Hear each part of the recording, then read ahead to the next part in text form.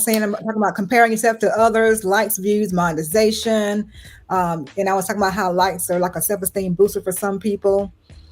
Yeah, it's the illusion that it's a self-esteem booster for a lot of people. Actually, what it is, it's a dopamine rush in your brain.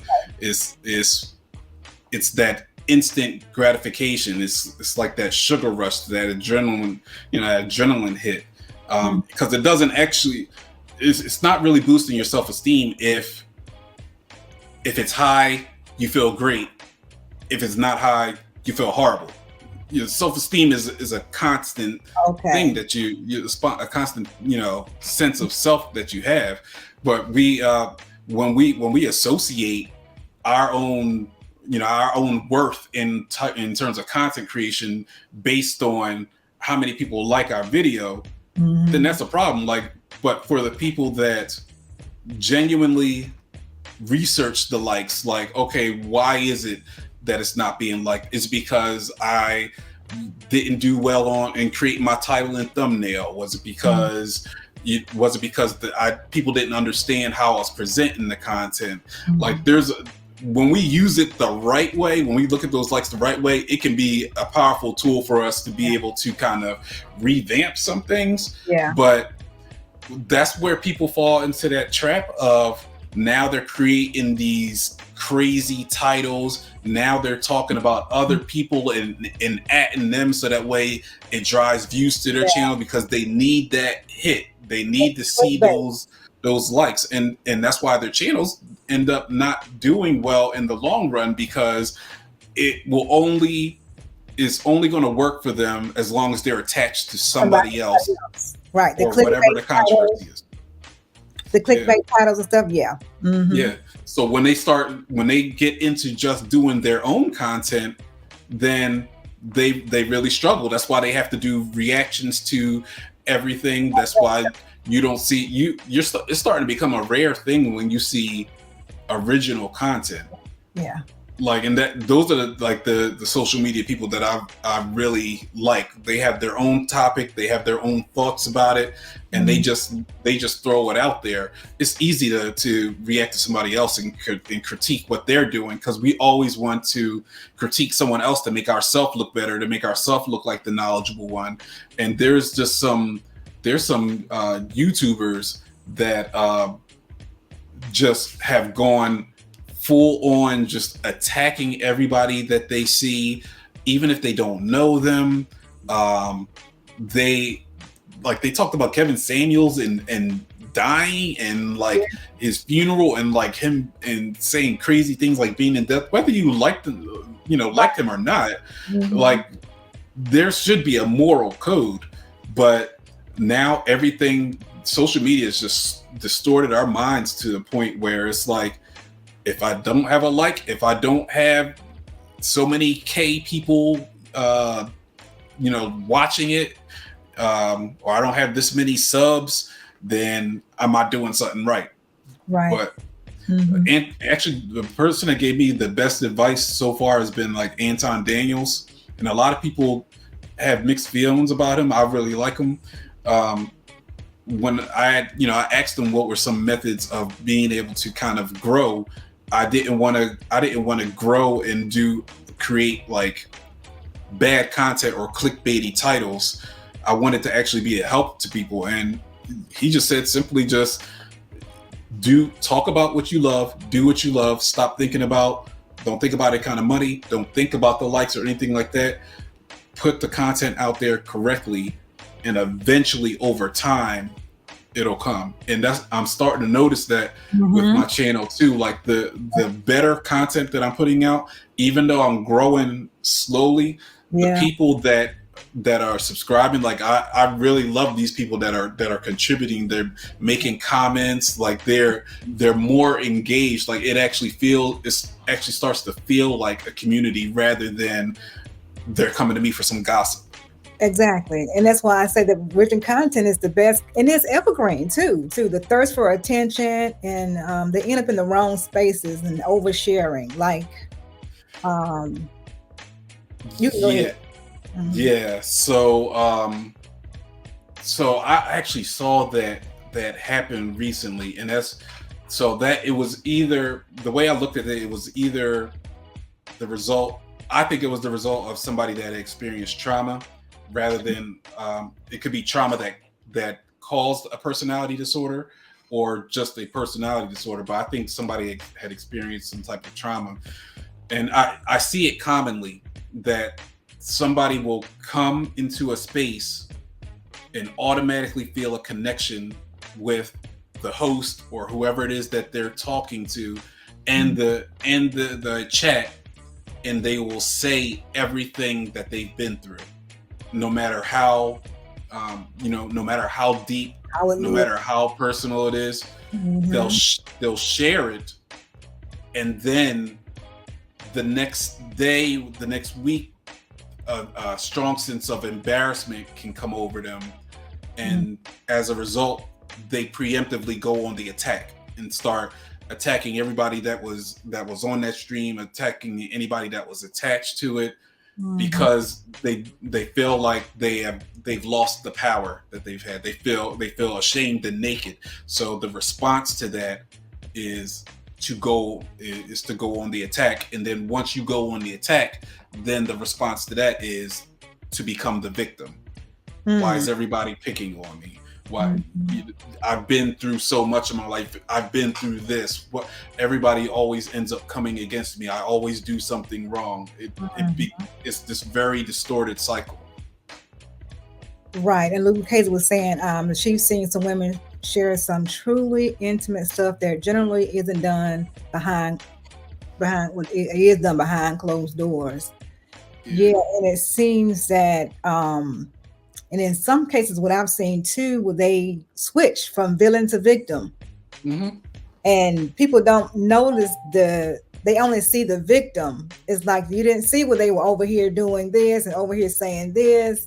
And if they're a content creator, they can also help them be, grow their channel, because they're over there saying all this stuff, and then they get the feedback that they didn't really want. Now I'm gonna go over here on my channel and woe is me, and I'm being especially the women. You gotta protect all women. No matter what I did, protect all women. I did what I wanted to do. I didn't listen to nobody who was trying to advise me otherwise, or I knew I was getting myself into, but I ain't gonna show out like this. Now I gotta go over here and run and complain on my channel and protect our women. I was attacked, But and that's the difficulty with diagnosing personality disorder sometimes, because that sounds like a couple of different things. It sounds like narcissistic personality. It sounds like histrionic personality. Oh wow! Because the attachment is not with something happened to me or I'm a victim. The fixation is on the self-image. So anything that comes up against the image that I've created for myself, or that I think other people should have of me, I will use any tactic that I can to gain favor back with people. So if I have to lie and say that somebody did something to me, if I have to go online and just trash this person to make myself seem more intelligent than them, I will use any tactic in my arsenal to make sure that I have the image of the person that is in the right, the most beautiful, the most intelligent, the most sexy. And I'm seeing with some of the female content creators that really looks histrionic to me is that one of the defining characteristics is using sex and seduction as methods to manipulate others and gain attention. So I'm seeing content creators that are putting a lot of skin out there, that are being very suggestive. Even if they're not on their live streams, they're taking random pictures and posting them of wearing a short skirt or doing something like that, like being overly sexy. So I'm not talking about the regular woman that found something nice that she thinks she looks nice in and posts that as just to show what she's doing. I'm talking about the person that is using that with the purposes of manipulation, with the purposes of drawing people in to have them fixated on you, to have them fixated on that image that you've created for yourself. So it's a pattern. So I'm looking at some of them. There was one content creator that had started a live stream, and would not go into her topic until people gave a certain amount of money. Oh wow. It was she said, I'm not doing anything until I see these super chats. And I'm looking at that, and so now I'm looking at that, and now I'm looking at past streams, and I'm looking at the things this person says, or the image that this person tries to put out of themselves, and I'm like, that really sounds histrionic. And I'm not going to diagnose anybody, of course, but I look for these symptoms, and that brings me to an important point too. Me looking at symptoms and putting together these puzzle pieces, we're getting things really confused between justifying and providing context. Mm-hmm. So we're doing that a lot in mental health, where we're saying this person committed this crime, and you find out later, well, they had major depression, and so people will be like, yeah, that's not an excuse. Right. The purpose is not to make an excuse. The purpose is to give context to what was going on with that person, because you never want to think that somebody can just snap out of nowhere and do something without any kind of provocation. We always need the background information, the context. So we looking at these content creators and the context in which they're doing things, the context in which they are attacking other content creators, using their sexuality, going on other live panels, and then when they get pushback, they reframe the conversation to where somebody was bullying them or attacking them. I'm looking at all of these things and putting them together, and it fits. For clicks, likes, and views. Well, comparing the clicks, likes, and views, and the thirst for attention. I failed to mention the name dropping. When people feel that in order to be validated, they have to name drop. Like, oh, I know this person. I talked to this person. Me and this person cool. And yeah, that's actually one of the criteria points for narcissistic personality disorder. Is it's called grandiosity. So it's this distortion where you have a different you view yourself as higher than others, and you can only be associated with a certain caliber of people, and anybody else is seen as lower.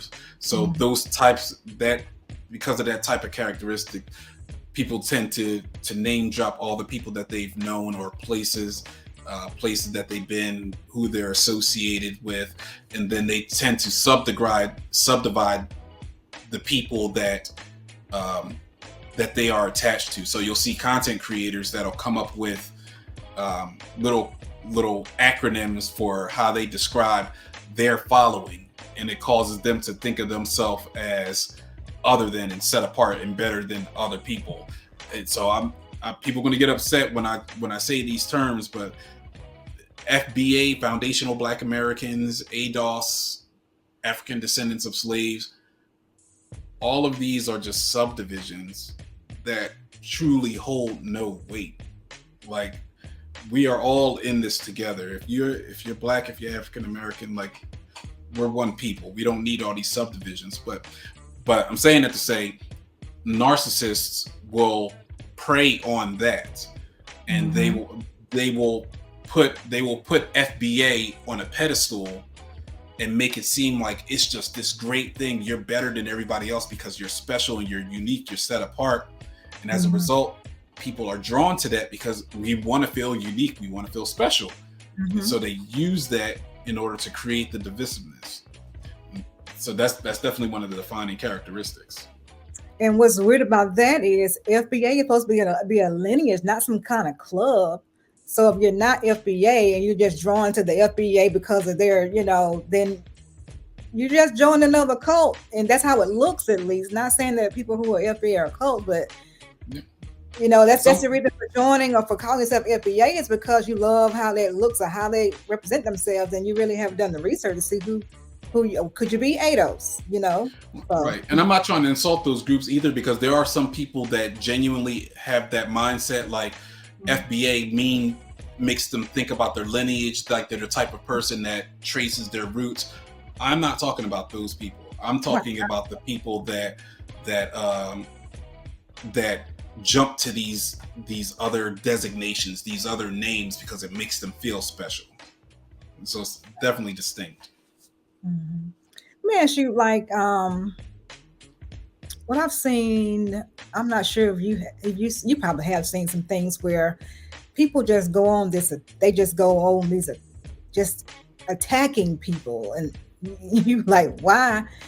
Or why are they attacking this particular person or these particular people? And then they turn around and then they apologize later, then they do it again. It's like it's never ending. And I'm like, is that some, like, because it seems that when they, either way they go, if they're attacking or they're way over here, if they're apologizing, they're gonna draw a crowd either way, or draw attention to themselves either way. So there's no middle ground. And I'm not sure I don't get it. You see that a lot in people. So you can see it on the personality disorder side. That could be some borderline personality. That can be some histrionic, can be antisocial. But also it could be the result of abuse. I didn't want to say the actual type of abuse. I didn't know how YouTube plays with those words, but it's people that have been especially childhood. SA. Yeah. It can impact you. It can impact you psychologically to the point where you can only identify with the victimhood. You can only identify with people coming against you. You can only identify with self-sabotaging behaviors, because it puts you back in that mode of, I'm a guilty person. I need to be ashamed of who I am. So I have to unconsciously do things that will get people upset with me, because this is the way that I'm supposed to be. People are not supposed to like me. They're not supposed to like who I am. So they will unconsciously engage in these behaviors where they idealize somebody. This idealization and devaluing. They idealize someone and put them on a pedestal, share intimate knowledge, intimate secrets with you, and and talk with you and everything. And then the next second, attack you. You're the worst person in the world. They hate you. They're making personal attacks against you. So there's different things that it could be, but you definitely see that a lot, definitely on social media. Yeah, I've definitely seen. This is Gail at Night. Thank you all for watching, and thank you for supporting. Be sure to click the like button and subscribe, hit the notification bell, and set the bell to all.